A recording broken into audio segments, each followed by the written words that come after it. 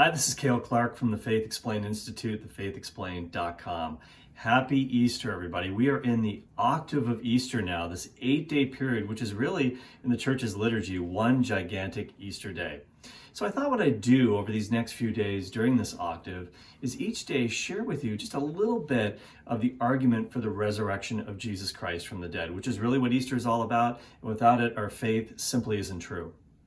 And these are a series of converging and convincing arguments that really are kind of multifaceted sides of a diamond, and put it all together and hopefully it is a brilliant argument in the end. You'll have to be the judge of that.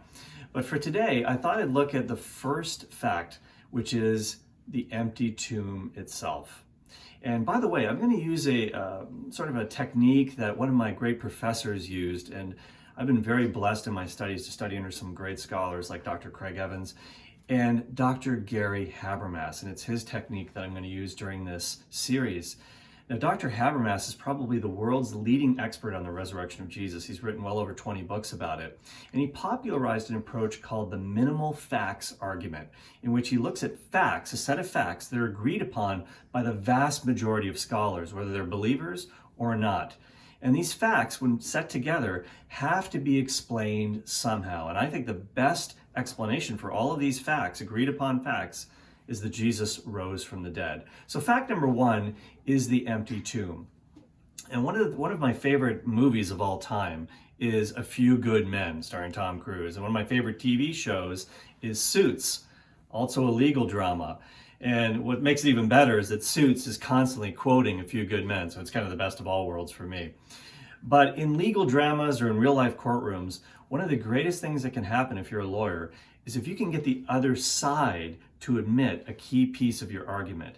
If your opposing counsel will admit something that you want to get on the record and say, yeah, I believe that's true, that helps you to build your case, because enemy attestation is gold in a court of law, and it's gold in apologetics as well.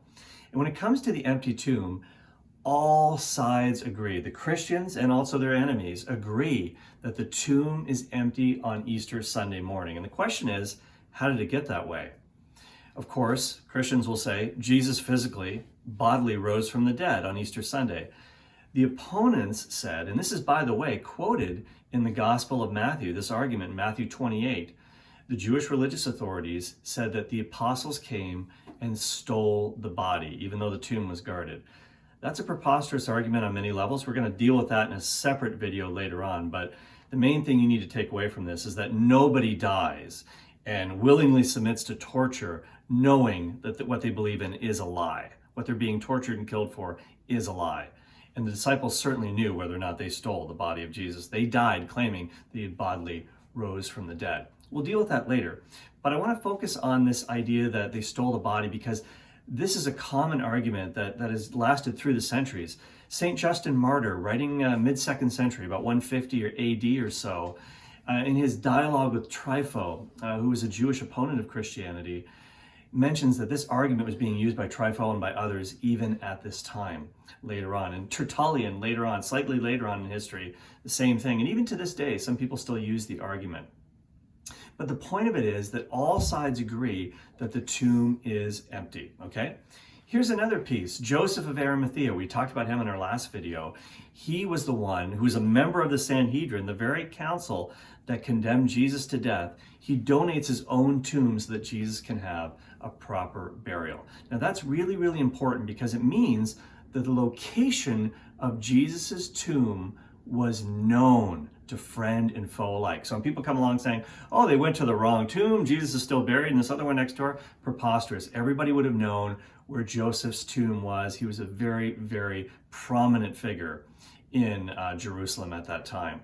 And by the way, no Christian is going to make up a story that a member of the Sanhedrin who condemned Jesus to death gives Jesus a proper burial, but his own followers didn't.